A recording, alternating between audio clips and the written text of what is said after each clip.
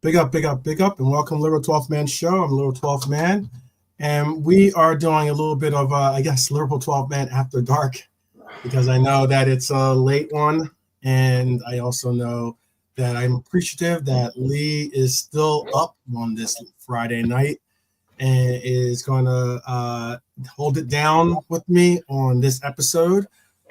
We might have some others joining us, but I had to postpone start for this show for a while because I had a couple different things pop up along my day that ended up postponing the arrival time of me getting back home to be able to do the show. So I am home though, and I am looking forward to this one. Lee, how are you doing today? Good, mate. Good. Looking forward to the game at the weekend. Yeah, same here. Same here. It should be a really good one. It should be one that has a lot of us finally able to breathe a little bit, considering that it is a case of where, you know, if you're not into international football or you don't have a team or something like that you do follow, then it is what it is. I think if all the players are up to speed, we could definitely score a few goals at the weekend. Yeah, definitely. It'd be good.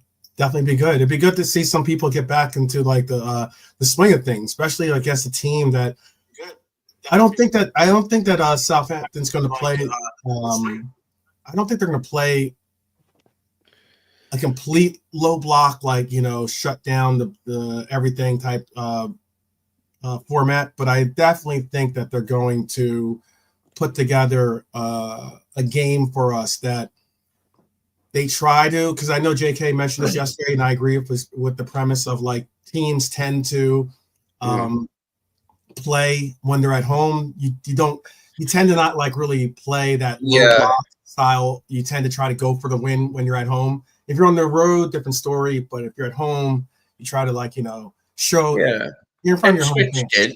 Ipswich did, didn't they? They had to go on us, Yeah, so I'm expecting absolutely. Southampton being the home side to actually, come out and try and attack us, Yep.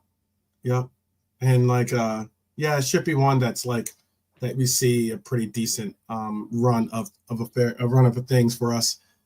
It is Friday, TGIF for people out there. So big up to those that are joining us. I see Hash, I see Trap Joe in the house. And Trap Joe trying to talk about my side gig. I got you, Trap Joe. A little quarter pounder with cheese. I got you.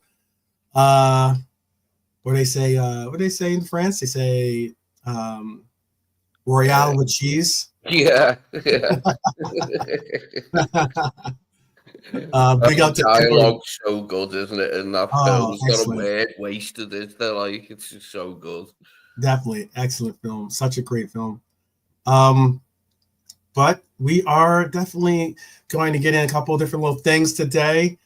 I had some of the stuff ready, but I don't have all of it ready. So I was thinking of maybe just postponing for maybe just one more day. I'll bring it up for tomorrow. I think he said, they said what type episode, but I can at least preface this, some of the stuff that we're going to be seeing tomorrow, which is it's going to be a wild one. I made sure that I had all the clips ready and ready to roll. Or at least I had all the timestamps that I needed to be ready to rock and roll. I'm going to make audio clips out of it so that I don't have to put all the extra bells and whistles on the description. Big up John Conway, by the way. Big up. Definitely. Proper red, John Conway. Definitely. And yeah, it's going to be a fun one to go through because it just doesn't stop, man. I don't understand why people just don't sometimes want to give Mo Salah the proper due into what of how great of a player he is. I don't know if it's because of because of his early stint with Chelsea that maybe skews the because if you had just said Mo Salah's his record from just Liverpool record, I think it's arguably one of the best in Premier League history, especially for wingers. It's one of the best Premier League. There's been some bizarre stuff said recently. More than one people saying that he isn't world class, and I just don't know where they're coming from with that. Like, it doesn't make sense to me. Then I mean, what more does he have to do? Like, I don't know. Win the Ballon d'Or. Yeah, exactly. He is world class, and everyone can see it. Everyone knows it. It's people are just being infantile saying that, aren't they? And trying to get clickbait or whatever it is. Like, it's patently absurd to say that he's not world class. Big up to John, by the way. He's making mention of my kit. This is this is my own little design. So I sometimes don't put the standard chartered on there, but this one I did just to like give him a proper shout. Like your yellow kit, we're in sync there, aren't we? So nice. I've got me. Yeah, exactly. Yeah, exactly. Pinstripes, yeah. Yeah. The red one was nice as well. To that old early 80s one, it was white pinstripes, and I'd never seen them before. Pinstripes. You had jerseys that were striped, like a Juventus jersey or Notts County, they copied it off, but you never saw them pinstripes. It just was really nice. I think that was when they started paying attention to the kits then, you know what I mean? Yeah. I think that's when also they recognized the fact that they can make some good income off the kits. Yeah. You know? They were fairly basic before that, like the kits in design. Yeah.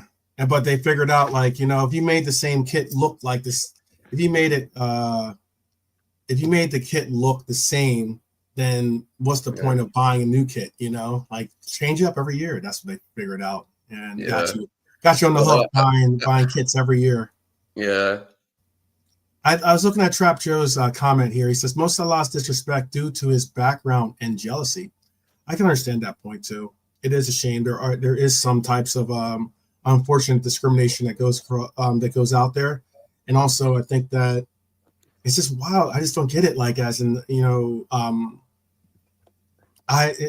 it was, I think, like one of the topics that we're going to talk about was who's better, Hazard or Salah in the Premier League as well. It's, you know, who had a better career. And don't get me wrong, Hazard has had an amazing career. I'm not, even though he's a blue, like, I'm not going to use that discrimination to, you know, or that bias to disrespect a very talented player. I mean, there are certainly super talented players. Even Master Splinter. Edward's right with his comment, like the disrespect on Mo is just people who hate Liverpool as a club or dislike us as a club because we're a rival to the team they grew up supporting. So it'll be them people in the media who come out and say it, trying to be edgy. Oh, he's not world class. You know, you're making yourself look silly, really. Actually, in a way, it's a good thing because they make themselves look stupid. Yeah, they do. They really do. Oh, big up. We got Nalante in the house. Let me bring Nalante in. Hold on 1 second. I'll bring Nalante in. Big up, Nalante. How are you? Yeah, big up 12, big up Lee, big up chat. All good. All good. Yeah. All good. Appreciate you saw the 12th man signal, the Batman signal go up, and you answered. I appreciate that for sure. Come on. Yeah, no, it's like it was what I was trying to get. Originally, I was trying to get back by at least 12 by about, I'd say, 2 hours ago, and that's how long it took me to get like to and fro where I had to go. So it was not an easy. But on my travels, I was just like, I'm gonna stay calm. I'm gonna stay cool. You know, no need to stress. But yeah, we were just talking about about Salah. And I'm seeing that Edward just said, Mo's disrespect is due to Liverpool hate. That's the wild thing about it with Mo, is that like there's just so many different levels of like either jealousy or just biasness or just outright hate or just like, you know. There's been quite a lot of it this season. At the beginning of this season, because his contract's running down, a lot in the media have been like sort of hinting at it without actually saying it. Is he world class? Is he world class? It makes no sense. Like, you look at his numbers alone. They look at his numbers alone, and it's just like one of those situations where you're just like, how could you not say this guy? If he isn't, then I'd like to know what the criteria is for world class. If Mo Salah is not world class, spot on, definitely spot on. How about for you, Nolante? What's your take on it? Again, it's no surprise, isn't it? I mean, I think he's better all around play. He's better now than he was in his prime. Mm, Personally, I mm, think his all round plays got better because he wasn't really assist. He's more dribbling and how like you said, Lee, about people saying even Dini saying, "Oh, I would want my kids to look up to him." Like, oh, yeah, Finney for Junius has a bit more flair. I think Finney for Junius is a bit overrated. If I'm a opinion, he doesn't touch any of the Brazil legends, and mm-hmm. Mo is just as good as him. And I remember there's another Man United content. What's his name again? Rants. That's it. Rant. He's a big Oh, yeah. Rants. Yeah, saying, "Oh, Salah His is just a." body is strong. Yeah, he's just a stat padder, take that away. But I mean, at the end of the day, yeah, like I don't look at stats, but he's a forward. No, he's not a forward. He's not a number 9. He's a winger slash How, wide forward, and that's ridiculous. What winger is going to come up with those numbers? He's not a forward, and yeah, what I mean, he's on the wing, and he's just We haven't it's it's seen just that man, before, had we? That number of goals from a wide player. Although it was exactly. three But rather people than try to make four. excuses. Yeah, It's we just haven't surely. seen that number of goals, that sheer amount We and we volume haven't, of goals. but again, people make excuses. Oh, stat padding. Oh, he has bad games. Oh, but just but yeah. So Yeah, if he I it think gets what it they're gets the trying to goals. say, yeah, what Oh, they're he's too trying to say basic. is It's we ridiculous, haven't. man. They're trying to say like we Ridiculous. haven't won enough, Haters. right. haven't they? They're saying like we haven't But won enough in this period. That's why they're but saying it. Like, but that's just a silly. Lee, the one enough. That's just a silly argument. Like, just for yeah, example, for instance, Matt Letizia, for instance, he didn't win anything, but he was a quality player. yeah. I mean, Mhm. people Yeah. look too many statistics and people look in the whole trophy. Yes, it's part of it, but we're talking about the individual player. Then it's a different matter. He's done enough. I mean, Yeah. he's won AFCON, etc. He's done enough. He's world class. No Mhm. doubt Although, about it. Unless he's got yeah, older. him and Vinny Junior both play like in the forward line, but they're not that similar as players. Like, you know what I mean? No, they're Not different. the Yeah, point they're of different. comparing them. It's no point. But Salah will be more of a goal for him. Finney may be a little bit of the dribbling, only because Salah is slowed down and he's playing a different role. But Salah's more of a playmaker. He's more of a creator now, and he's like I said, as he's getting older. Because one thing I used to hate about Salah, even in his prime, he got the goals, he dribbling, he's too greedy, or just more integrated. But now he's more of a team player. He's a Mhm. better all-round player. He knows how to. He spots when to move. When you watch him closely, it's when you get into the deeps of football. When you watch him closely, he runs. He stays with his marker, and then when we get the ball, he steps in, he steps back out, and steps back in, and he goes. And My then once Mhm. or favorite, twice. yeah, What do you think is my favourite away game under Klopp in Europe was Mm, the Bayern Munich one. Him and oh, Mane just destroyed Munich that yeah, night, didn't they? oh God, yeah. That was I think at the time Bayern was still good. I remember we drew the home leg 0-0. People were saying, Bayern, can we do it? But Yeah. boy, that was We like the Hendo, Fab done and then Mo. Yeah, like you said, mate. We Honestly, were uh, irresistible that night, where we like they just yeah, couldn't keep us at bay, could these try as they might. I loved that victory, and it was special for Klopp, because obviously Munich had denied him the title innumerable times when he was Dortmund yeah, manager. So to get that little bit of thing back, like, was good for him. On it, you could see how happy he was to get that win, and it took us on, didn't exactly. it? Yeah, From there, we went on and got the trophy. yeah. let me I bring mean, in oh, I'm sorry. Let me just bring in Irishman sorry, God. into the show here. Oh, I oh, think yeah, he's late. Terrible. no. Disgraceful Irishman. Disgraceful. Where are you, Brian? I didn't want missed He's calls. always on time. Yeah. Yeah. He's like Sorry, yeah. No, like I've Ja been Rule. sitting here. He's always on time. There you go. Yeah. He doesn't, Cool. he might not Pick get up it. your phone, Brian. Pick up your phone. Yeah. I was dealing with Coco. Big up. Lazy gravy. Lazy gravy. Yes, lazy gravy. Indeed. I was gonna bring up this too then. So with that said, what do you believe is, because it's not just Mo Salah that they seem to like have sometimes a predication to not allow for that world class status to be labeled on. I was like, for instance, where would you rate in the midfields of the Premier League era, at least? Where would you rate this midfield for instance? Where would you put that midfield where in the rankings of midfields that we've had? And then let's just do it for the Klopp era. We can do it for the Klopp era, or we do it for Premier era, because Klopp has had some different midfields there. Brian, do you have an idea of where you would probably say this midfield would like rank, or is this midfield a world-class midfield to you? Sorry, which are we talking about? Are the three boys there? Yeah. Where do they rank in the Liverpool era midfield? In the Premier League era, in the Premier era. For Liverpool, you can just do it for Liverpool. You're not if you don't want to do it for the entire Premier League, you can just do it for Liverpool. Are they top 5?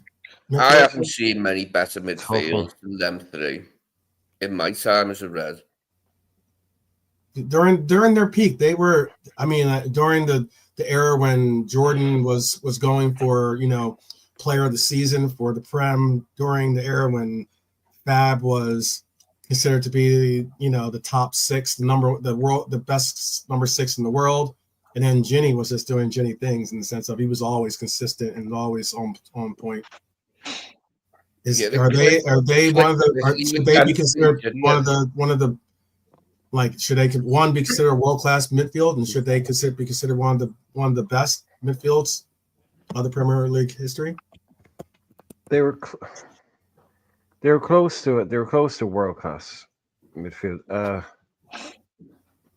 And I get the whole everyone's world-class term is different. I get that. I just think Henderson never quite reached that level.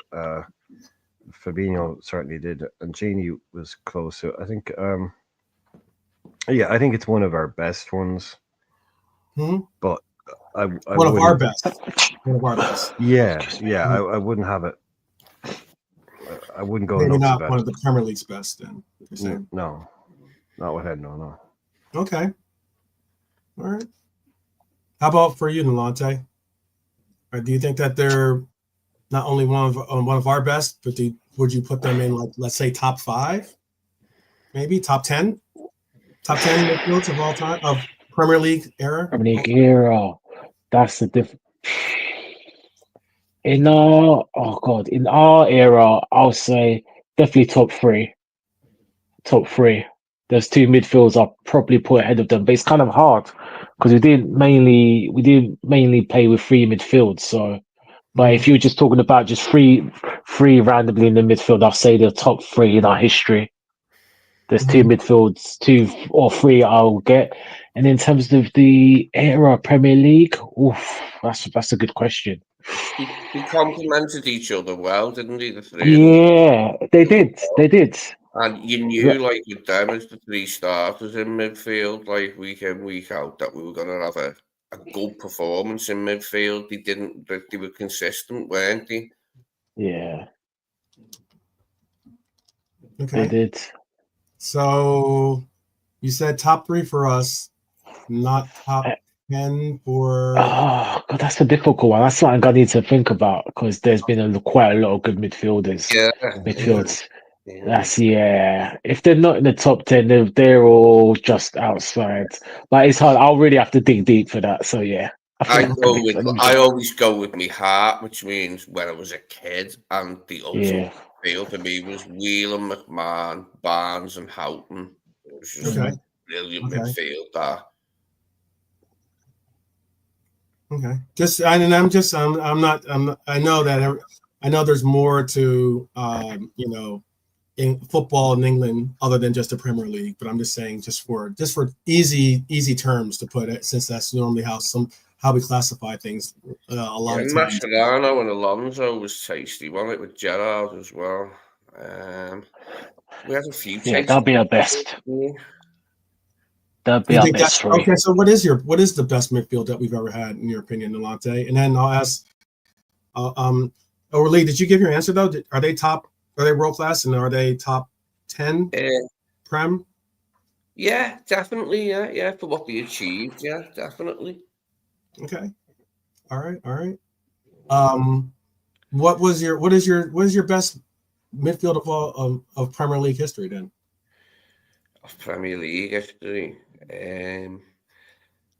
Possibly that saucy one with Xabi and Mascherano and Stevie. That one was tasty, wasn't it? It's looked upon usually by Liverpool fans as the best one ever, being Case, Souness, McDermott, and Kennedy was the all-time best one. It's said like. Mm-hmm. So if you had to, you know how like sometimes they might say, so I see that Trap Joe's trying to put a term or put at least a term on the world class status. If we can maybe even get beyond that term, then like as in if you were to take you know how sometimes you can say, oh well, this midfield 2000, let's say 2020, this midfield was the best midfield, and where do they rank? That kind of deal. Like as if you could take one of their. Was there a time when you could say that they were the best midfield in the Premier League? And if so, do you think that prime year of their togetherness ranks? Where does that rank for you? I would love to hear where that does. You understand what I mean by the question? The people who are still alive now went to all the like Shankly and Paisley games and went every week, say that our best midfield was the Ray Kennedy on the left, Jimmy Case on the right, and Souness and McDermott in the middle. They had like a peak of about 3 seasons where they were just unbelievable, like unplayable. Mm-hmm. Yeah. Okay. Hyler's saying a really good question right now is how high up Fabinho is as a 9 in our history of number 6's Premier League era. That's the weird thing about it, because I do understand what Trap Joe's saying about this question. He says world class means consistency throughout someone's career, especially during their prime years, and I can understand and appreciate that. Does that maybe take away? Does like the I want to say the relevance, what's it called? The recency bias, they call it, right? Does that like maybe the way that Fab's career kind of ended with us, or maybe even some of the things that Hendo did, towards the end of his career, does that maybe taint your view of where you rank them, or how you classify them as being in that upper echelon of midfields? Yeah, they weren't flashy. They weren't flashy players, but they did a great job in that midfield, didn't they? The 3 of them together. Yeah, I know. I think that it's one of our best, without doubt, one of our best. Yeah, 100%. The words you said, that they complement each other so well. I mean, they're basically like the engine, a work engine for our team that made everything work. Yeah. That's what it is with midfields, and getting the exact blend, and when you do, like. Tyler saying Milner should be in there somewhere for his consistency and influence. Very true, very true. Shout out to Cedric. Big up to you, Cedric. Big up, Cedric. Yeah. But Brian, with that little bit of a twist on the question, does that change your does that change anything for you? Yeah, I mean, to me, you're talking about like, so you could say like, if you're talking about a different one or whatever, like there'll obviously be like one of the combinations of midfields like from the 80s, that sort of like for all time and all of that. So I'd probably say it was probably one of those combinations that was our best ever, but like making it more kind of just Premier League time. I mean, you won't get, if you're just to like list 3 players, you name 3 players, you won't get a better 3 than Mascherano, Alonso, and Gerrard. And they complement each other perfectly, but they never won anything, Right. So then you've got another team of clearly an inferior triplet there. I mean, Gerrard over Henderson, Alonso over Gini, and Mascherano maybe probably every time over peak fab. Maybe not every time over peak fab, but Mhm. the majority of the time, probably. But he'd be giving him a real good run for his money. But that midfield went and won stuff. Like, to me, again, world class is kind of I take recency bias out of it because if you're looking at it the other way, to me, like, world class, it's easier to talk about when it's current player. And the way I easily define world class is if you were building a 23-man squad today and you could pick any player on earth, but you can only pick 23. The 23 players that get into that team are all world class players.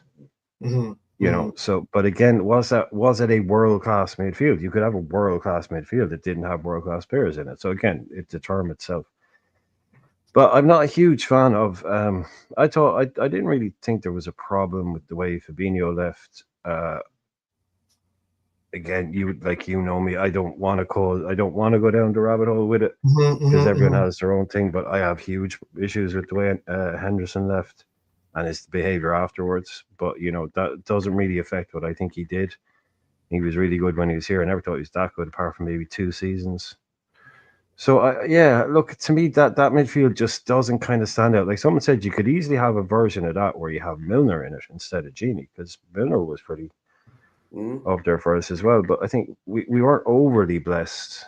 But I don't think we've ever had a better quality of combination than Alonso, Mascherano, Gerrard. But that team there was part of one of the best sides we've ever had, or that three was part of one of the best sides. So Yeah. I suppose what way would you want to look at it? Like, Endo has the medal that Stevie doesn't have, They all have the medal that Stevie doesn't have and Alonso didn't get. So, but to me, which would I bring back tomorrow? I'd bring back the Alonso one. Okay. Understood. It's just wonders because, like, I think that, like, so often that team, especially this, whether it was the Premier League title winning team or even the Champions League winning team, has some fantastic players, absolutely fantastic players. It's just sometimes when it comes to the remembrance of them, maybe it's because of City's dominance that it gets sometimes a little bit outshadowed. Maybe that's the case. Well, Milner and Henderson aren't very marketable players. Milner and Henderson aren't going to sell, Nike or shoes, whatever. Like, they weren't big names, not flashy names. It was very kind of steady Eddie midfield. There was no superstars in it. I think that was a part of the reason why it doesn't get talked about a lot, because there was no Pirlo in it, there was no Gerrard in it. They were real, just kind of really good, strong, solid players, but no superstars, no big ego type players. Maybe that's part of the reason.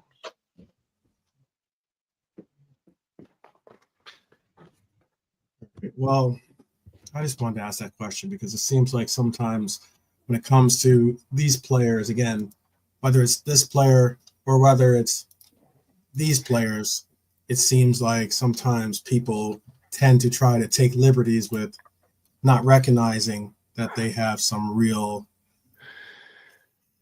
stellar years. That midfield was like functional rather than like fantastic on the eye, but it's exactly what we needed in Klopp's side. That was his thing, wasn't it? Like, and it worked perfectly.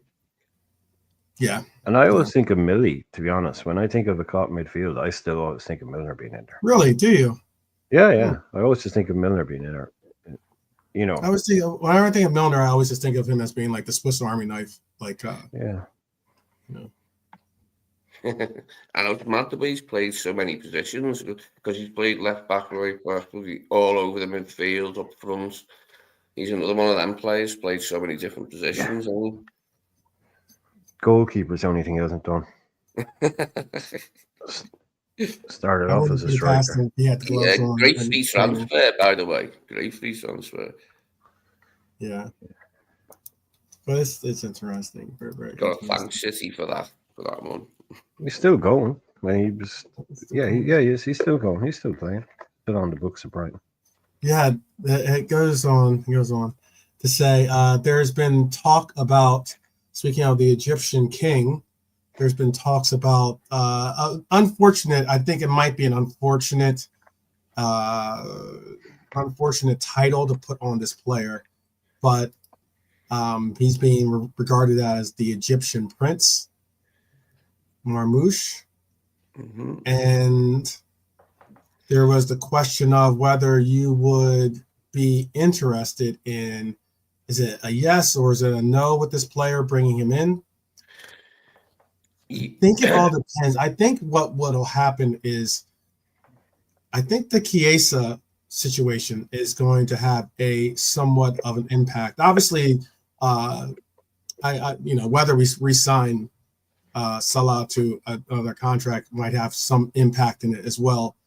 But I also think that one way or another, if Chiesa can really get his feet on the ground and actually, get his Liverpool career started, maybe Marmoush and all these other players that we're talking about out there don't become such a high priority for us or not. Do you think different, Brian? Do you want to let one of the lads go? I just want to. Yeah, sure. Do you think differently then? Oh, Lee might not have heard my question. Oh no, go on. Sorry, you'd have me do a what, Marmoush?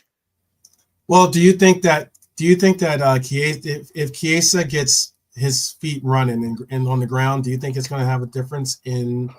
Undoubtedly. In our interest in Marmoush, as in like if we have like if all the players, are all the players for the most part are all tied to contracts other than Salah right now currently. Mm-hmm. Going forward, if Chiesa can get into the run of things, if we can actually see him get back into his form and get back to the levels that we know he's capable of, does Marmoush become somewhat of an afterthought, maybe? Or I think it'd be put off to the summer in that case if Chiesa can gain fitness and be an option for us, just be available for us. I think we'll put it back to the summer probably then. But the way it is now, like with us only having 4 forwards out of the 6, people are looking at it, aren't they, and wondering, can we get anyone in?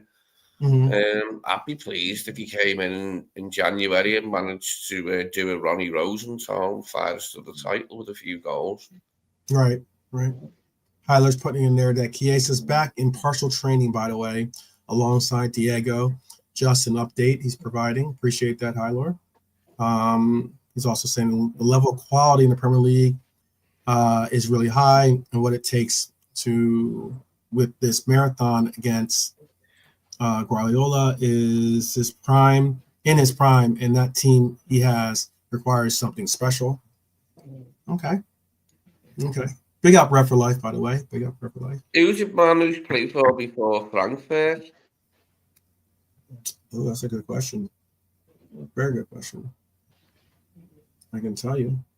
No, I don't know. I don't know enough about him really, like to give a massive opinion. Just like if he is a goal scorer, and we could get He's him. been in Germany pretty much his entire career. Okay. Pretty much. Let me double check though. Yeah, Wolfsburg. Wolfsburg and Stuttgart. That's where Frankfurt got him from. And he was also at FC St. Paul, but he played originally when he was young, at least in U23. He played for a Egyptian team, Wadi Degla. Okay. Just wondering that. I didn't know where he was before. I think that's a good point too, by the way. Big up KJ. I think this is a great point, by the way, by Ref for Life. He says also depends on how well Frankfurt are doing by the time we get to January. I think that's a valid point because currently, right now, I think that they're doing very well for themselves. They're in the top 4. Yeah, and I've seen him. I've seen one of his quotes. He actually said he didn't want to move until the summer. He said he wanted to complete the season with Eintracht Frankfurt. Yeah, and that would make sense because I mean, like you think about it. If you take one of their top scorers out of the league or out of their lineup, then what are you expecting to have happen? Do you think your team's going to continue to just march on? So Depend on the fee, wouldn't it? Like, I suppose if the fee's big enough, like they won't be saying no. Yeah. And Brian mentioned this, I think, yesterday about Bayern being 8 points above Leipzig currently in the table. What a difference a year makes. I was amongst them, thinking that I did not necessarily think that company was going to hit the ground running like this. I think Tuchel was a decent coach. He really couldn't get that much out of Bayern, really. But I didn't think that company was going to make that much of, at least this far, be that much of a difference. I mean, like we're pretty much past the whole, I think we're already past the whole. They go through their little struggles every now and then, don't they, Bayern? But it never lasts long. Yeah. No, unfortunately. Yeah. It's a strange situation going on in Germany right now because the top four now has Bayern, Leipzig, Frankfurt in third, and Leverkusen in fourth place, and Freiburg in fifth, and Union Berlin in sixth. Leverkusen, didn't we play them recently? Leverkusen. Yeah. What are you saying, Brian? Well, I just with our lad Marmouche there, since November 2021, he's missed 4 games of football. One of those was because of coronavirus. The other 2 was because he was ill. In the last 5 seasons, he's missed 7, 8, 9, 10, 11, 12 games. He missed 12 games in 5 seasons. Wow. He's missed 4 days, 5 days, 5 days, 10 days. That's it. 2 of those is from illness. 1 is for coronavirus. The only thing he has is a foot injury and a muscle problem in the last since 2021-22. That is Salah-like levels of fitness. That's what you like to see. Yeah, that's what we. That's nice to know. If we are looking at him, he's obviously a very robust player. He doesn't have, those kind of things. So at least that's good to know.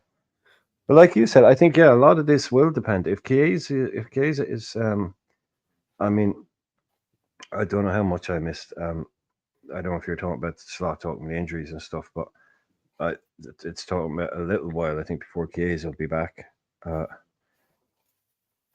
So if you got maybe him back by December, would that be likely? Maybe. If he went on a hot streak through December, would that change your mind? Maybe. Possibly. I think maybe it might if he's looking fit and healthy, and it's looked like he's up to speed now. He's where we need him to be, kind of thing, and he's able to play. Yeah, that if he went on a bit of a streak and looked like he could score goals, yeah, sure, it would not change their mind, but it would make them maybe not like. I think, like Lee said, it might make them go, okay, well, we can wait till the summer, because January is always going to be awkward anyway, unless it looked like, I think with the Diaz thing, the way I put it, it's like if we were looking at going, just say Marmouche, right, whatever, just say for sake of argument it's Marmouche, and we're going, we are 100% going to get that guy, and we're going to do it in June, our 1st of July, whatever, we're signing him up. He's our guy for the next Mo Salah, and then we find out that Tottenham are there in January. They're trying to get a deal done. It looks like them. Then we go and do it.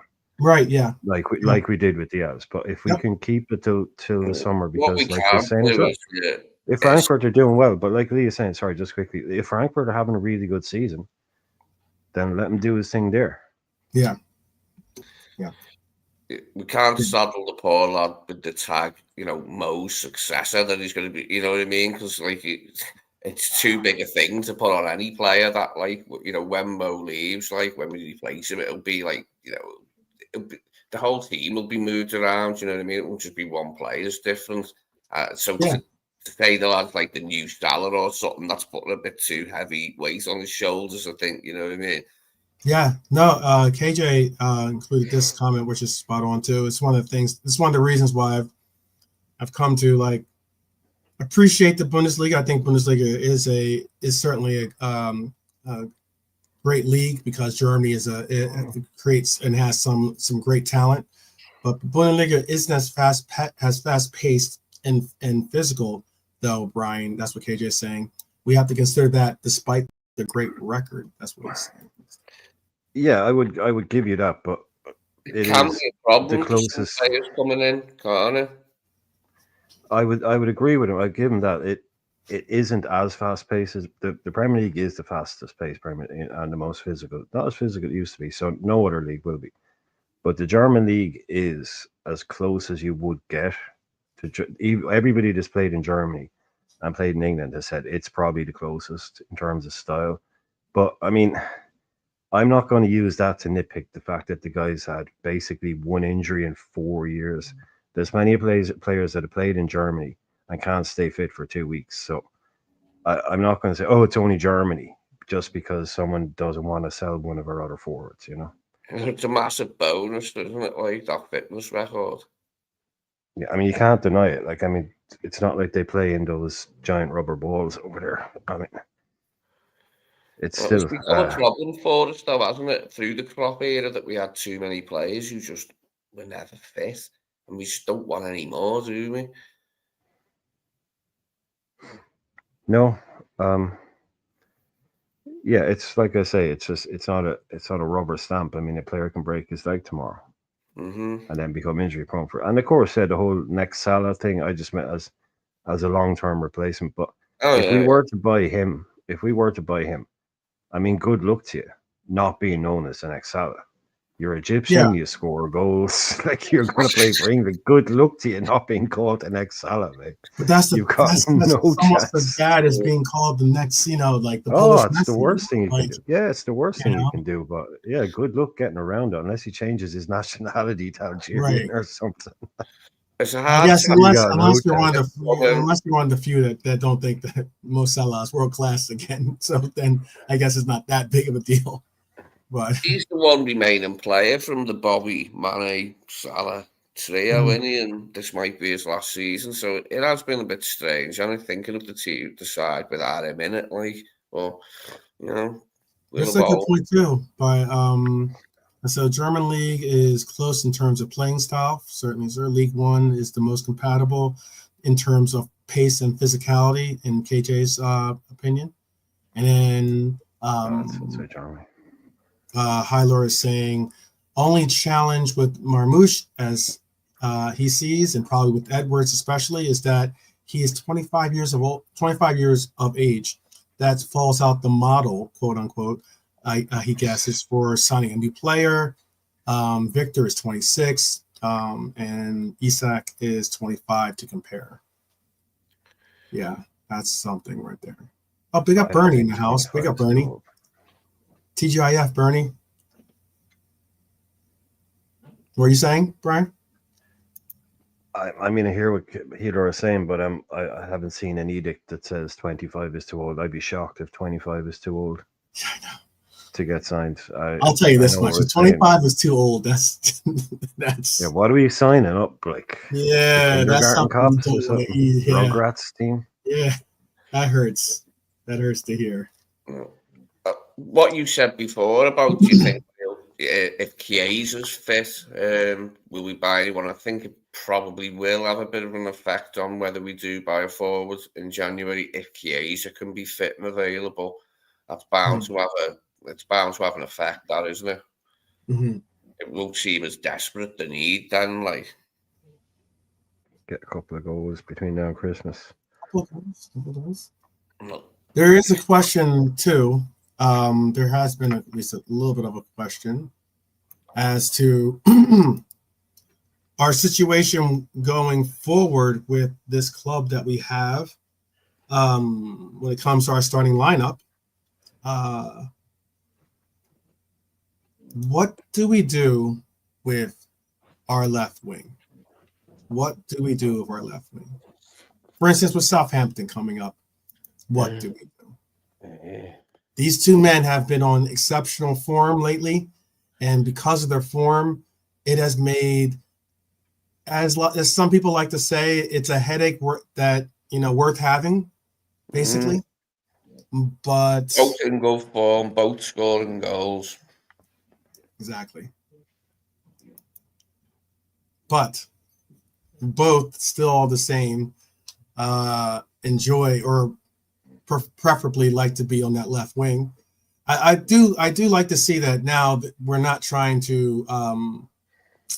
Even though he did do bouts for us. He did do some good work for us in that striker role as for us in the early parts when he was playing with Klopp. But I prefer seeing him out wide, out left. I don't want to see Cody out on the right side, particularly. We have seen him in a blue moon on the right side.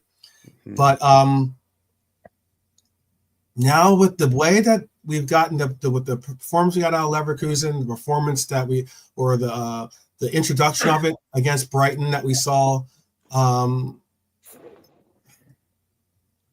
does Diaz answer something? Does Diaz give us a real answer at the number 9 for you, Nolante? Does he make a definitive shout to be like, hey, even if Diego or even if, because I mean he's actually, obviously he's gotten some higher production outputs out from him at that number 9.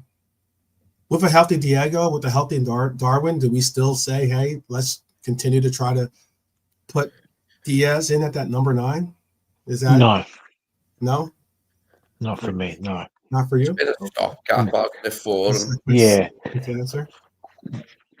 Yeah, once in a while, emergency wise, we can, but no, I don't want that to be, because there'll be times that we struggle. We need a focal point, and as much as Nunez, we need it. Yeah, no.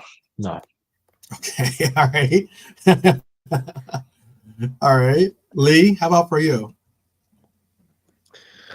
If I had to choose tomorrow who starts, I go for Diaz.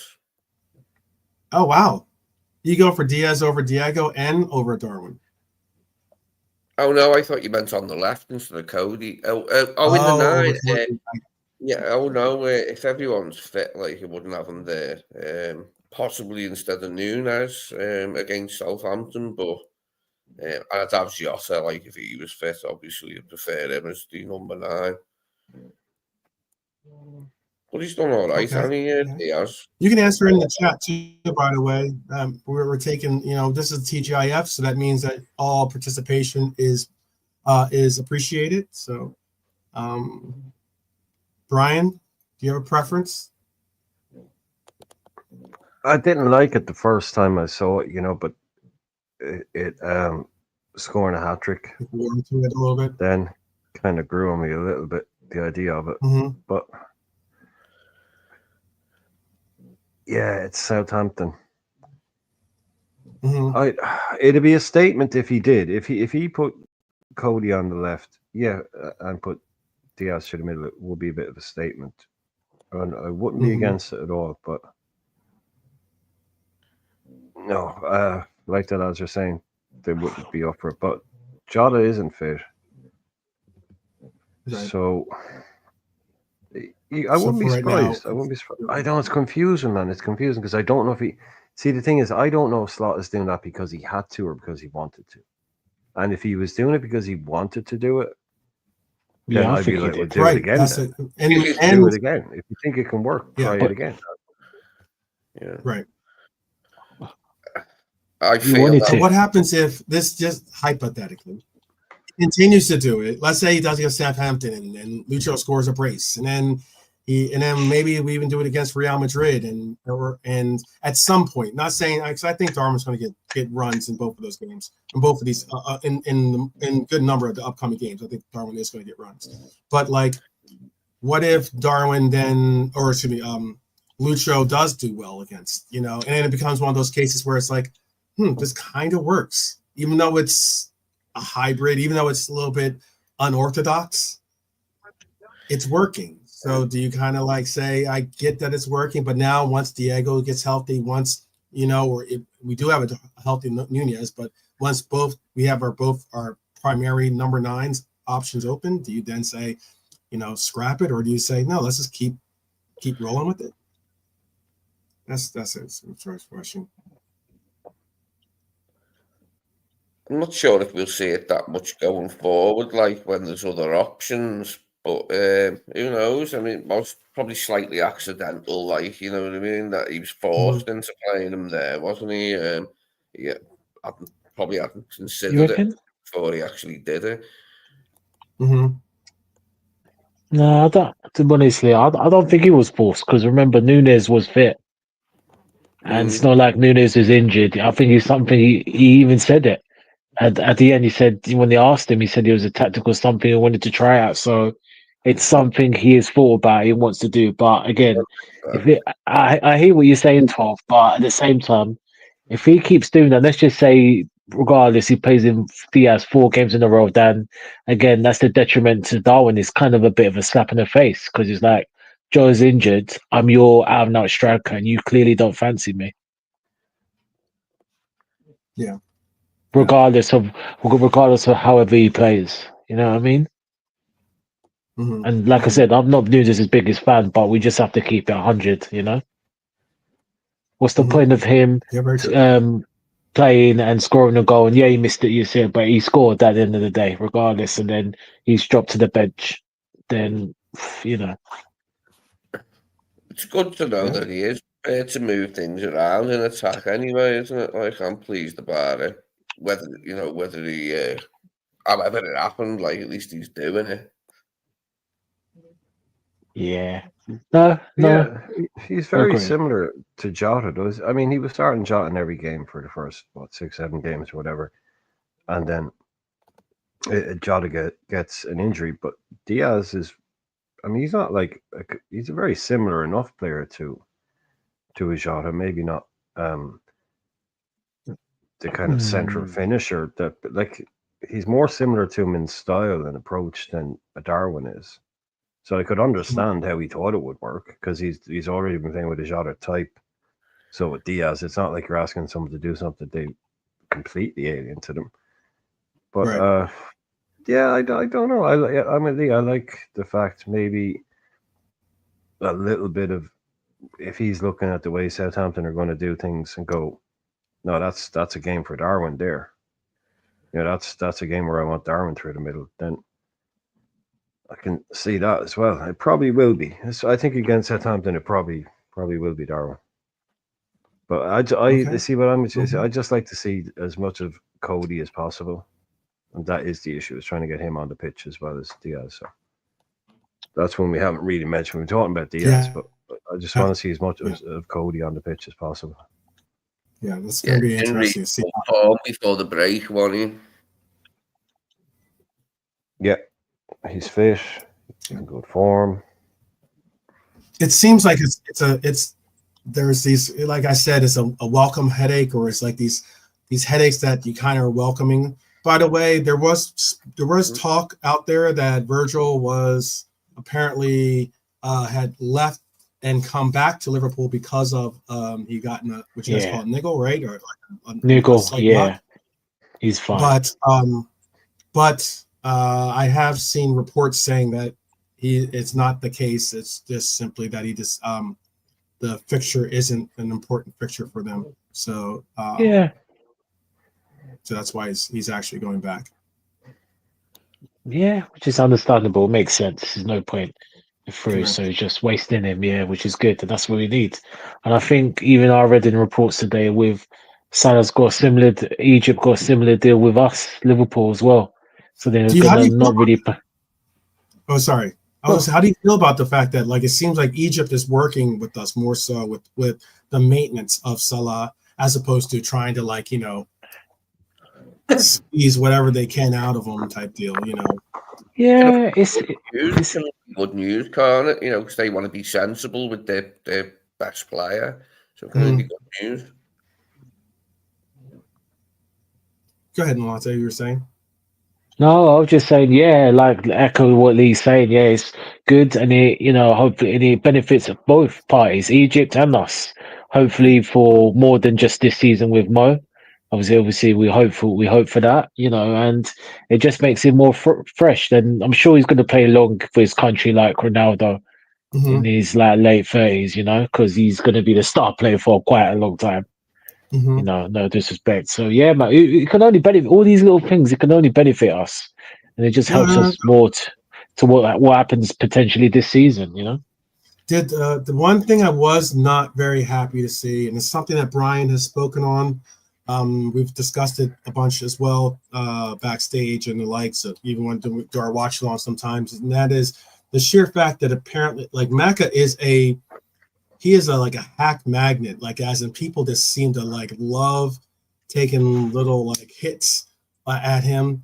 It was a really bad challenge at the end of that Argentina match that forced him to come out.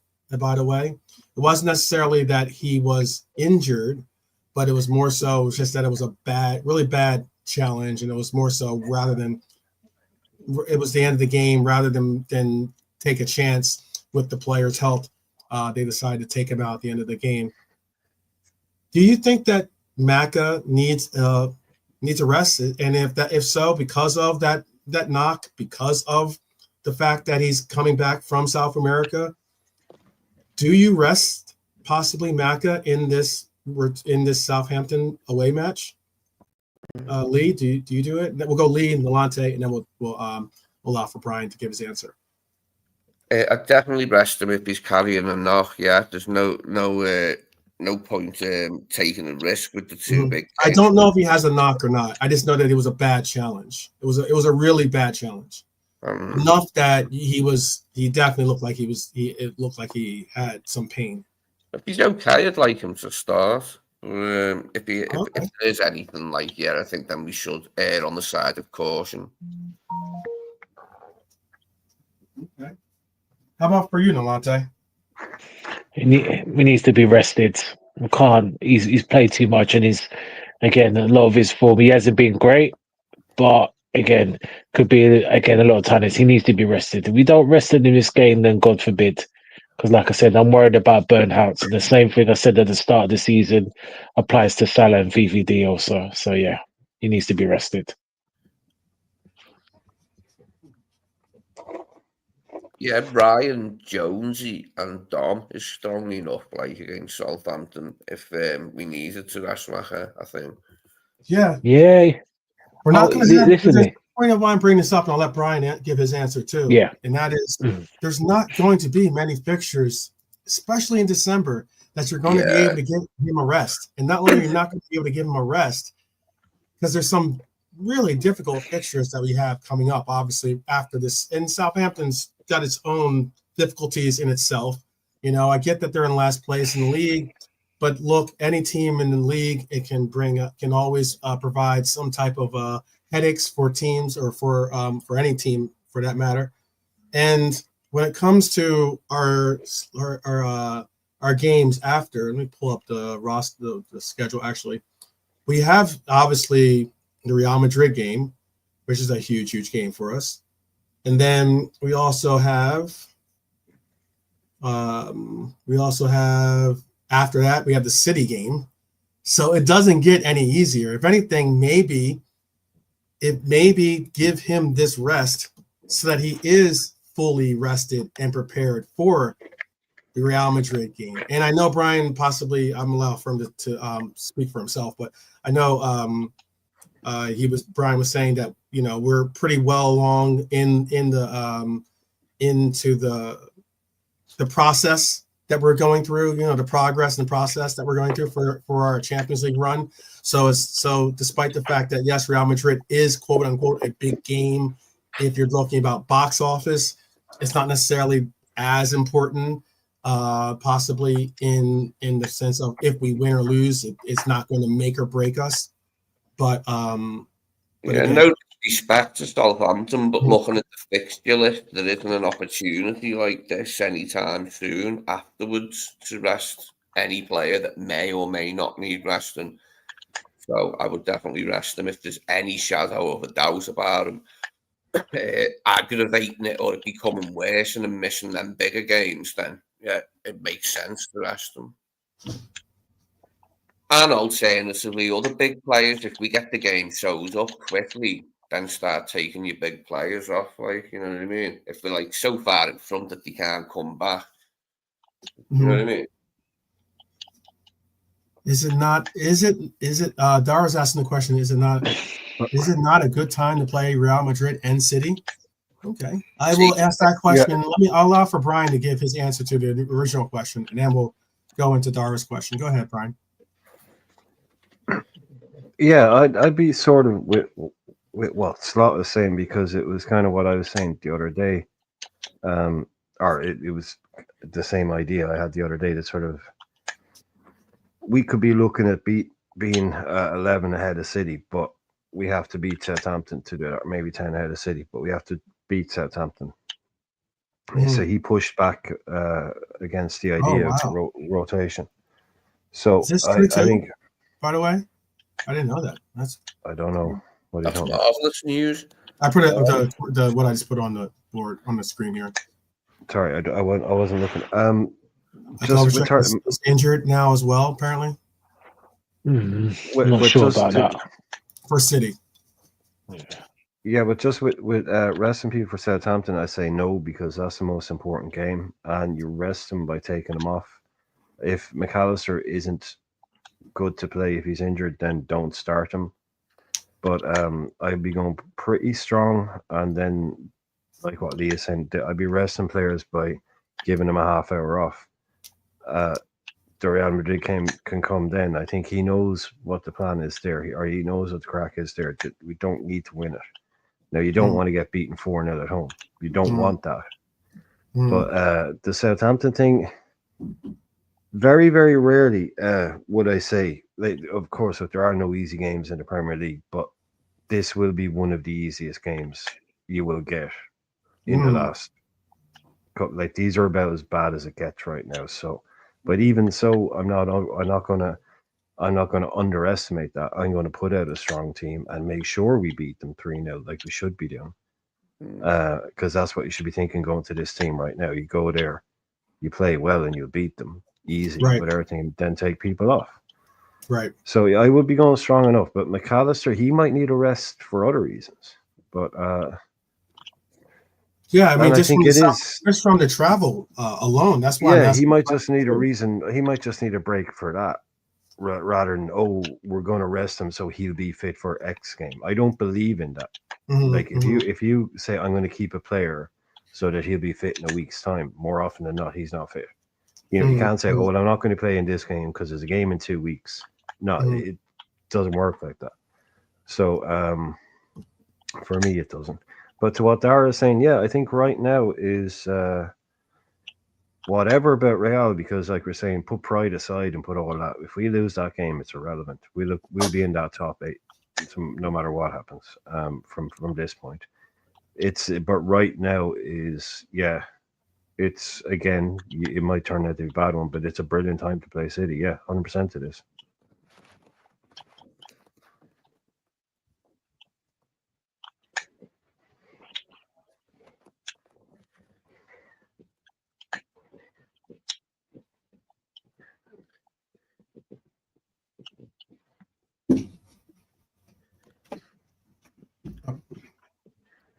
Sorry about that.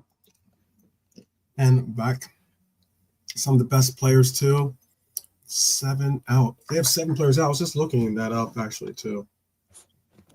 They have 7 players out. Southampton has 7 players, so they have like an injury. They have a lot of injuries to deal with themselves. That's a lot. Yeah, that's a lot for them. A lot of players. There'll be double barrel surnames all over the place there on Sunday.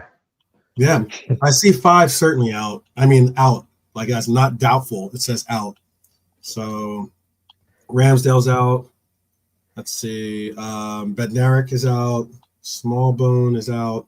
Stewart is out. And Bazunu. Oh, he's the goalkeeper. How do you pronounce it? Bazunu, Gavin Bazunu. He's the Irish goalkeeper. He was the guy that was keeping Kelleher. He used to play for Man City, and he was keeping Kelleher out of the team when Kelleher wasn't playing for us, and he was playing for yada yada. But that means that Ramsdale is out, Bazunu is out, so that's 2 of their goalkeepers are out. Yep. Alex McCarthy is probably going to get the start. Better.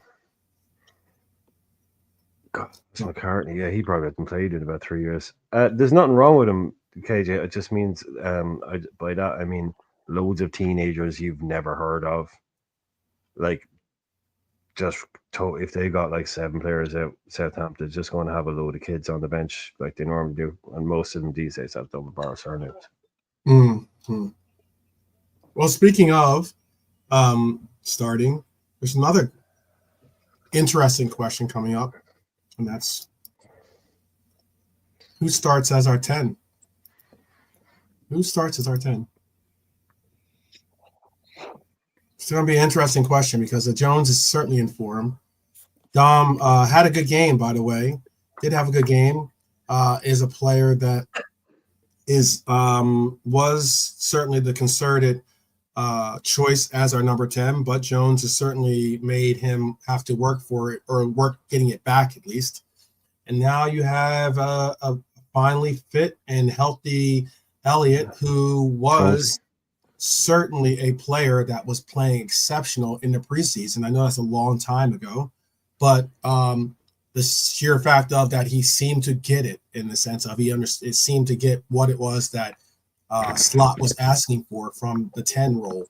So you have 3 players that you could possibly see playing in that 10 role for us. I think if I was going to say, if in the chat again, if you want to make your argument for who you believe should start, definitely put it in the chat. But I'm going to ask the panel here.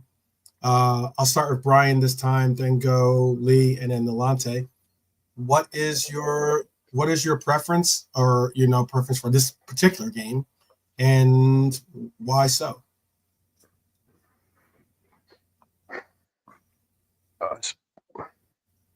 Do you try and get? Is it a good game? Is it a good game to get Dom in?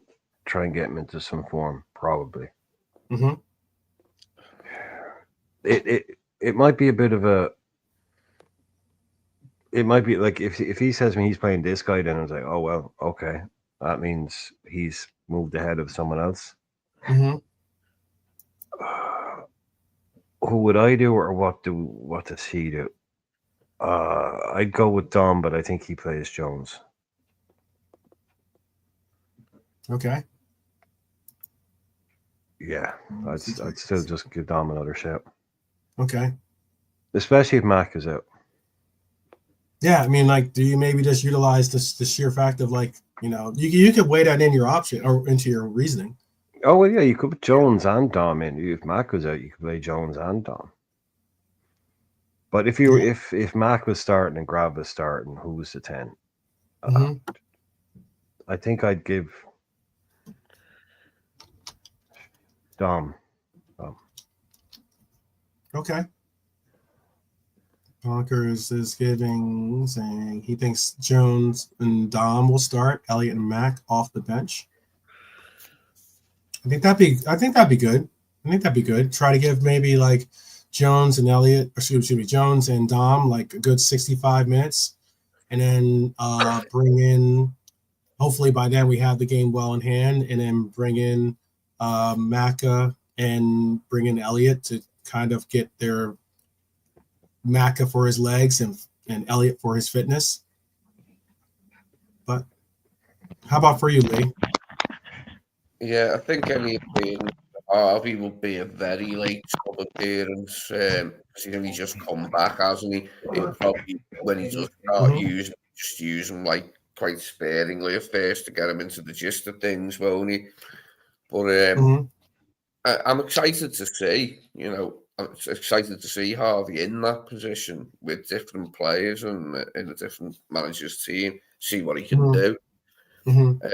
I think at the weekend it'll probably be like the Gravenberch, McAllister, Soboslai. I think it'll be that. But I could also see Jonesy being in it, or Jonesy being in it and McAllister not being in it. Yeah, we got a few options now, haven't we? Like to move it around a bit. It's good to have Elliott back because we need the bodies, don't we, going into this long run of fixtures. It's just good to see the lad back. Certainly. How about for you, Nalante? Oh wait, I see Nalante's on hold. He's on pause or on mute. Yeah. Okay. Yeah. So, yeah, I kind of second that. Look, happens. McAllister, he needs to be rested for me. That's 100%. He shouldn't be playing in this game at all. We don't need to play him. So yeah, so for me, even though he's not on form, as the guy said, Dom to play in the 10 and then Jones to play alongside Graf. Unless he's going to play Endo, but Slot is not going to do that. He won't start with Endo. So that's what I would do. And the Harvey to come off the bench at some point. That would be nice. Okay. Yeah. Nice. I'm excited. I think one of the Southampton doesn't exactly ring out as being a must see game, but I think out of all that, I am very, very anxious to see the guys get back onto the pitch, and also especially those that have been injured to finally get involved and just to get them out there and see what they can contribute. That's a big thing. Oh, big up Max! Shout out to you, Max. Yeah, big up Max. Hi,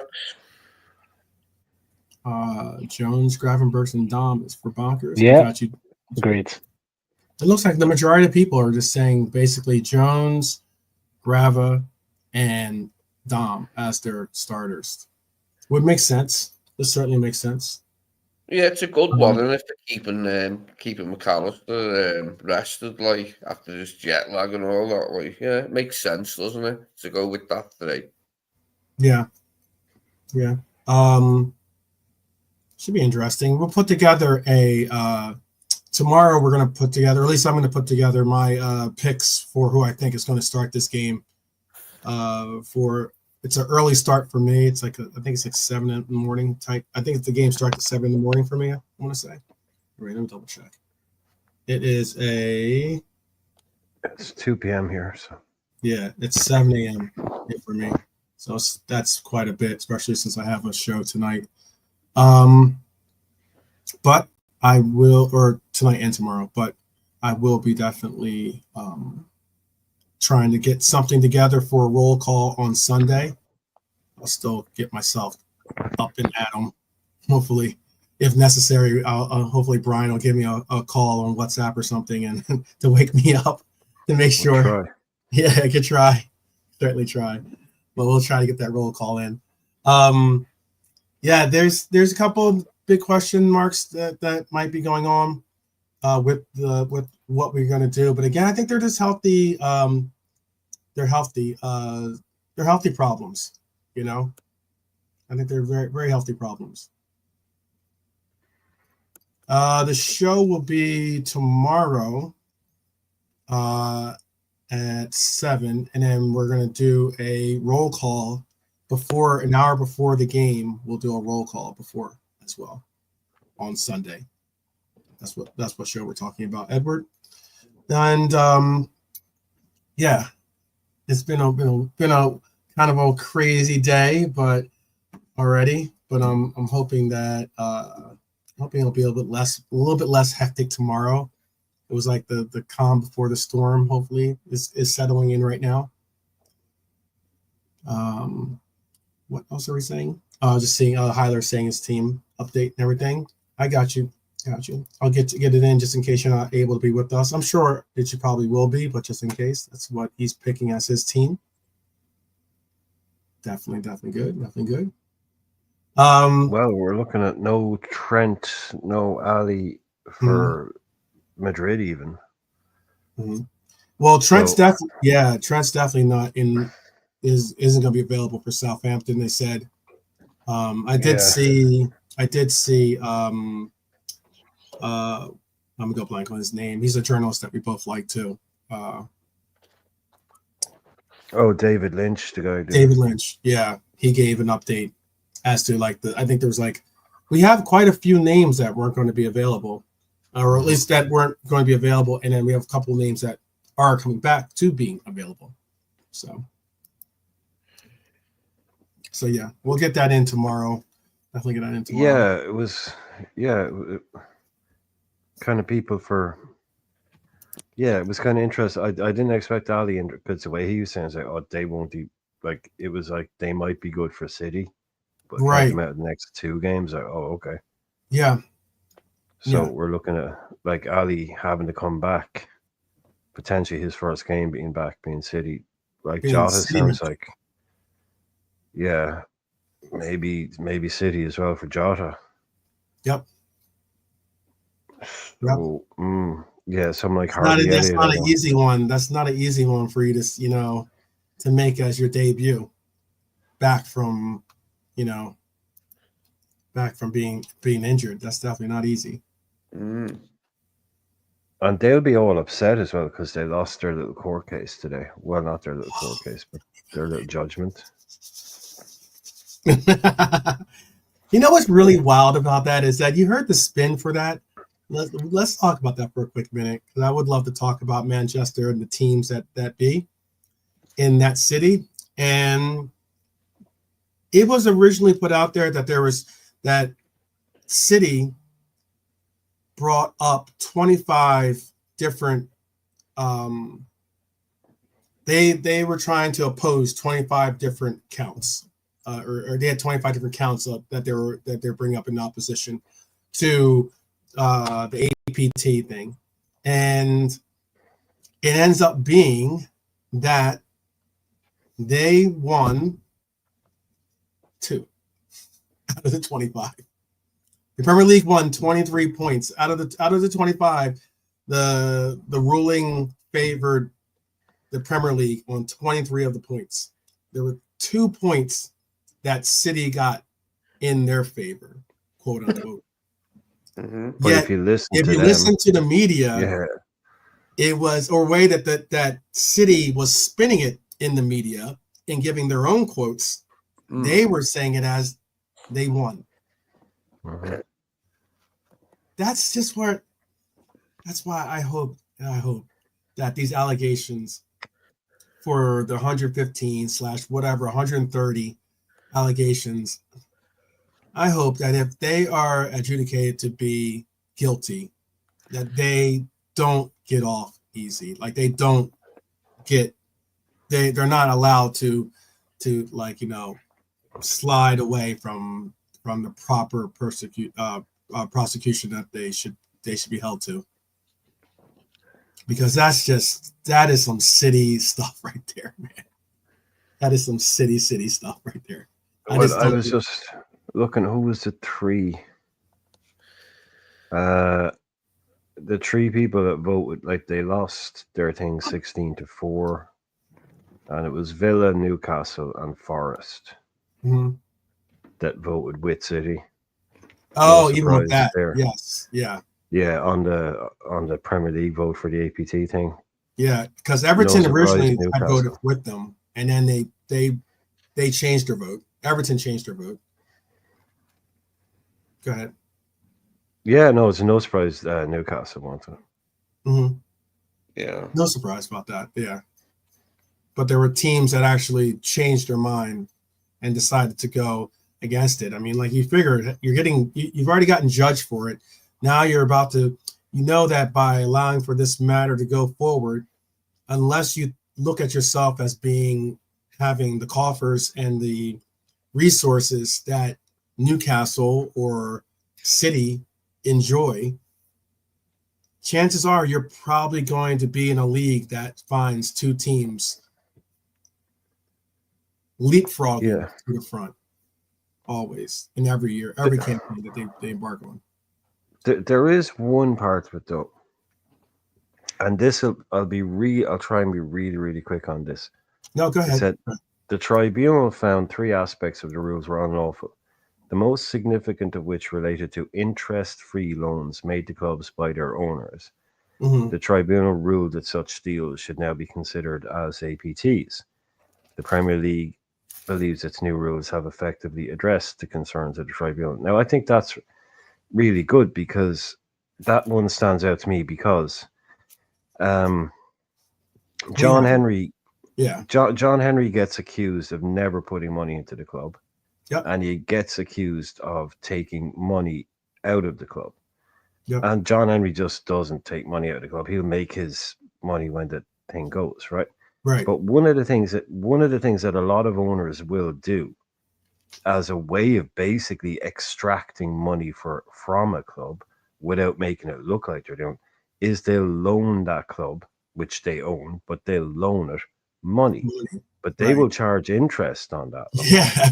So the club, I used to loan the club 100 million.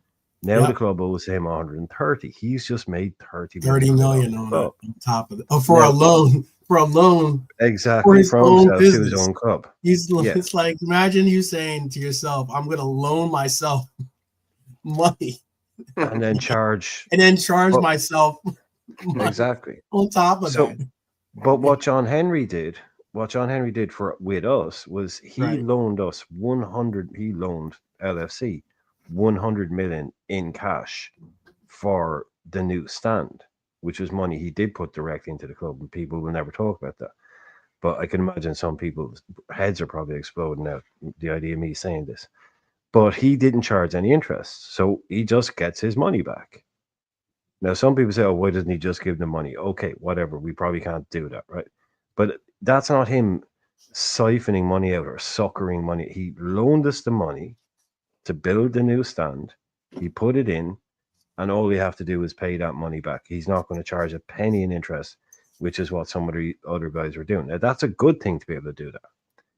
So I think what they've done there is like they've allowed it to be done in a way like that, like what he did, as long as it's say for infrastructure.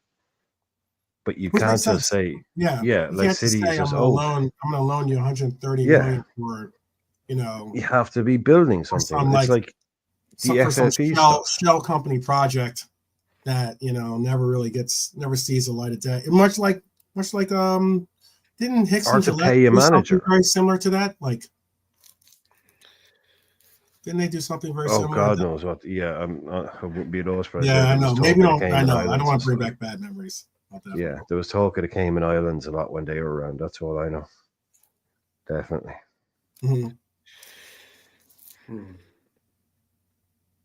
But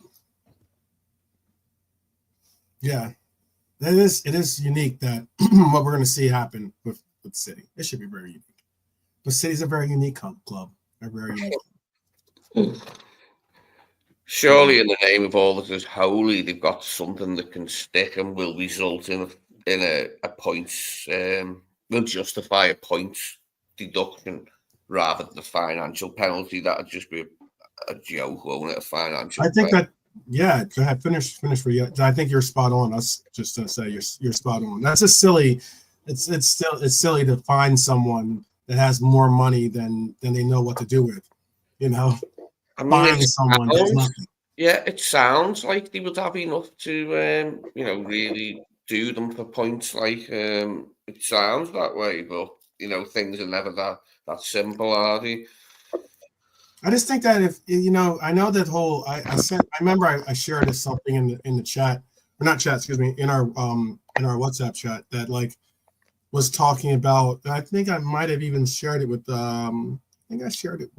Pops, because Pops is a very intellectual person when it comes to these conversations, and it was basically the concept that they were saying that City is too big to fail. A lot of people now keep coming out with this whole thing about the Premier League will lose too much. It'll lose too much by expelling City. It'll lose too much by punishing City. It'll lose a lot by not doing other it. than you're in, It'll lose a hell of a lot by not doing it. I think the one thing that's scary is that when someone says something like that, to the fact that you're willing to lose your integrity in just to hold on to your cash cow or whatever you want to call it, like that's crazy to me. That's pretty wild. That's pretty wild. Well, there's number one. I know what you're saying, and I know what Pops is saying, but the phrase "too big to fail" really only ever came about because shit failed. It will. It's not. That's a state. Like you said, that's a state of mind.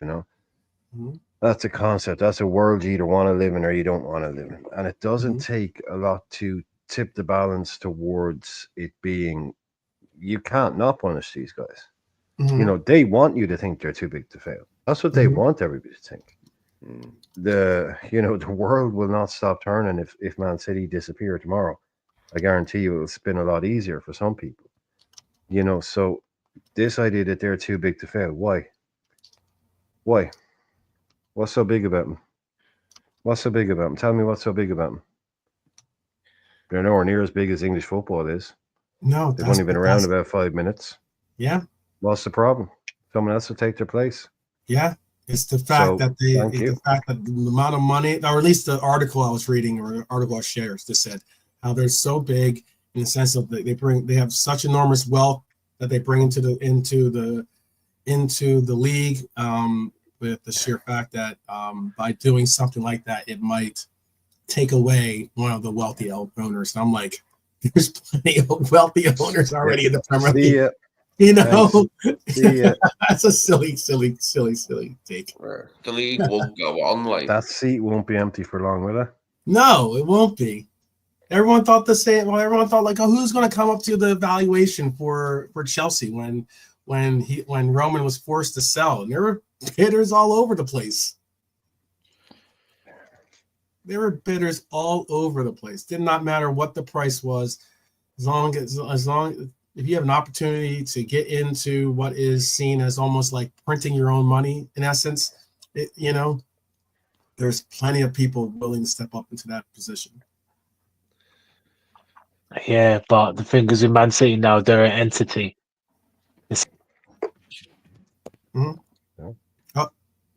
Did you just kick out Nolante? No, Nolante got kicked out apparently by City, maybe. I don't know. Maybe. Yeah, he just got sniped. He just got sniped. It was a lot of panic. Lord Panic said, no more of that. Exactly. Yeah, those tentacles, man, those panic. Yeah. I just think they're look, Juve got relegated and came back. Yeah, that's where I was going to get. That's where I want to go with this. Yeah. They don't have to disappear, and they can take that punishment. But this is the thing.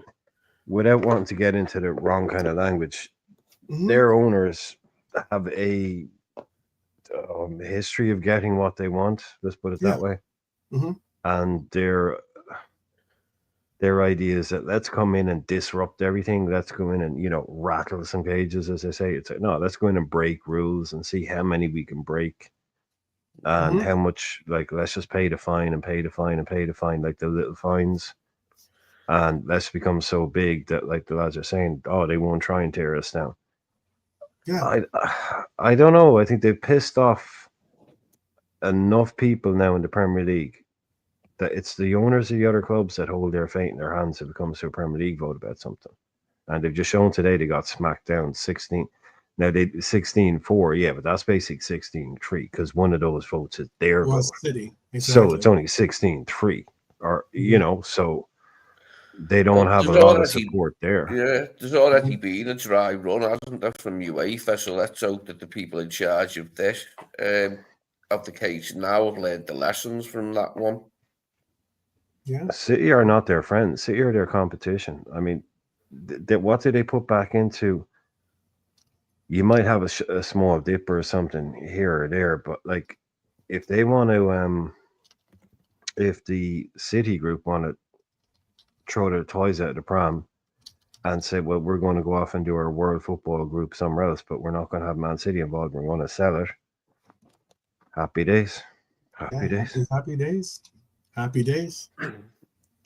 Now, other clubs have been relegated and demoted before, haven't they? So, why shouldn't it happen to them? They can come back from it, can't they? Yeah. You know what was telling? I don't know if you saw the piece. There was a clip that I saw of Pep, and he was speaking on his re-upping on his contract, right? Extending his contract. And the way that he worded his answer was very, very interesting, because at least it was interesting to me, because the way he said it was about, the way he spoke on it, he made it sound like he knew that they were guilty in a way, He's and yet like he's like people have us already being guilty and all these other things he said, but it's the fact of it sounded like he was saying like, and this is just my interpretation. I'm not saying that he's saying that. You can listen to the clip yourself and make your own judgments, but it kind of sounded like he was already going with the the public jury that's already out on him, out on City at least, and conceding that if we were to get regulated, I don't even think he put the if in there, but like we get relegated, then we'll work back towards getting back into Premier League and da da da da da. And I'm like, oh, okay. It sounds like you have a question mark as to your innocence, as opposed to saying, no, that's not happening. I think it sounds like he has some type of question mark out there. And the point about the old lady in the sense of like Juventus, look, if any team, Juventus is a juggernaut when it comes to Italian football. For the pure fact that they went down and got hit hard the way that they got hit hard should be a testament and lesson for the Premier League in England that no team is, as I put it, too big to fail. Again, I agree. It should, but it won't be. That's the problem. 12. It won't be. That's the thing. And again, yeah. I know. Just being real. Just being 100%. I know. Yeah. I was trying to end the show off on a great note. Well, how about this? I said Manchester. Okay, go ahead. Very good point. No, there is this nasty feeling, isn't there, behind all that we're saying surely, to God, they've got something on them. There is that nasty feeling, isn't there, in the background that just nothing's going to happen to them of any substance. You know what I mean? It'll be a rap on the knuckles and carry on. It's a nasty idea, but it's one we might have to get used to. Well, I did say that we would talk about Manchester teams in general, as in we talk about both these Manchester teams. I did see something that, as a good-natured person, I do have a kind heart. I did see something about the other team in Manchester, and it's good to see that they're getting this back together. It looks like they're getting it. It's kind of like they're getting all put together. So it looks like they've found and are currently working on possibly getting this done. But let me share this with you. Apparently, let me see. Here, let me see. Apparently, they have gotten the Manchester United bus back together, and they're going to be.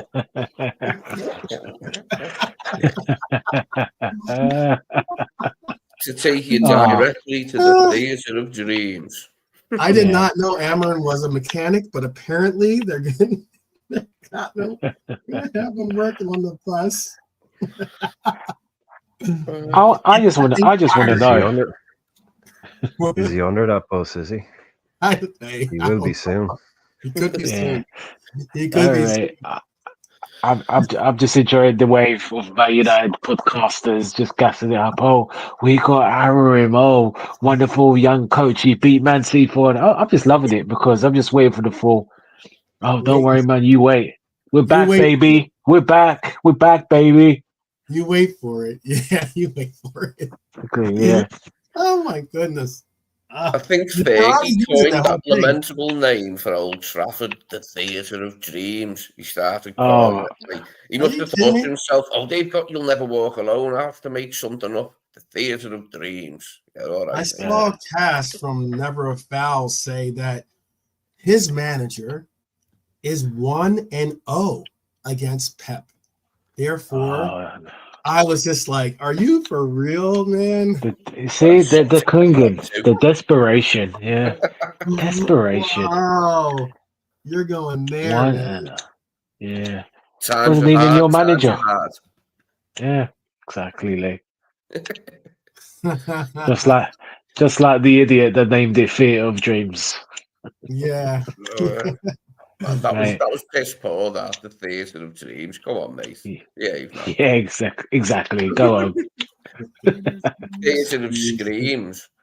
It's theater of nightmares, yeah. Yeah. But the theater of faulty plumbing. Leaking But yeah, that bus was in better condition than the ground, is it? I think so. Yeah. I think so. I think it's the same. The groundskeepers take care of this one too. But yeah, again, I wanted to at least end on a lighter note because yeah, they're getting the bus back together and they're like, try firing that thing up and taking it for a ride. Hey, we'll see what happens. We'll see what happens. They're back. That's what I've been told.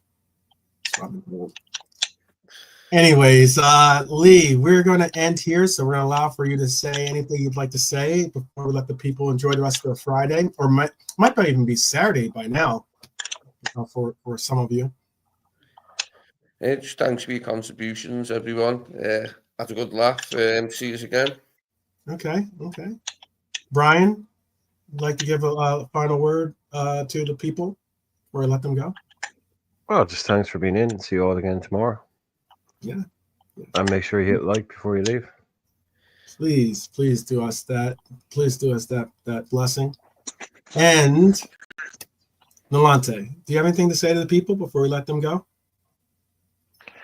Indeed, I'll make it brief. Once again, ladies and gentlemen, thank you for this quick edition with once again my co-host, the host of the most, 12th man, Arizona, flying man, catch him if you can, the Scouts reporter Lee, who gives you all the inside information in the pool field, and the flying Irishman Brian. Please go like, share, and subscribe his channel also. Yes. And myself, and all I say to you is just enjoy the Friday. We're still top. We're going to be top. We're going to win. Up the Reds. Never walk alone. And on that note, arrivederci, sayonara, bon voyage, and I have a special message after Sunday. Good night. God bless. Absolutely. Spot on. Well done. And thank you to the panel. Thank you for the chat. All that joined us today. We will be back tomorrow for another cool episode that we're going to do a little bit of a preview of the Sunday matchup. Also, if you do and are a part of the league of our fantasy football league, be sure to get your picks in because we're coming fast to starting up Premier Football once again. So if you can, definitely make the adjustments to your teams before it's too late. And other than that, I would just have to say, up the Reds, people, up the Reds. And I hope that your weekend is a fantastic one. We will see you tomorrow. And peace.